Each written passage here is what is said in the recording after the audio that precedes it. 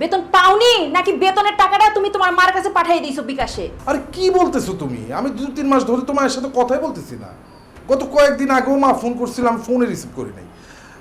মা ওষুধের টাকা আমি দিতে পারতেছি না, আমার হাত খরচের টাকা দিতে পারতেছি না, বাজারে খরচের টাকা দিতে পারতেছি না। আর তুমি কি বলতেছো এসব? আমি তো বুঝতেছি না। এই তুমি থামো তো, আমি সব বুঝি, আমি ছোট খুকি না। তুমি যে টাকা চুপ করে পাঠাইছো সেটা আমি জানি। আজকে মাসের কত তারিখ? হ্যাঁ, কত তারিখ? বেতন হয় কয় তারিখে? খবরদার, তুমি অনেক কথা বলে ফেলতেছো। তুমি যদি কথা বলো তাহলে কিন্তু কিন্তু কি? কিন্তু কি? কিন্তু কি? তুমি দেখতে চাও আমি কি করব? হ্যাঁ, আমি দেখতে চাই। দেখতে চাও? দেখতে চাই। ঠিক করো, আছে। তুমি কি করবে করো। বাবা তোমরা ঝগড়া করছো কেন? তোমরা ঝগড়া করলে কিন্তু আমি বাসা থেকে বেরিয়ে যাব।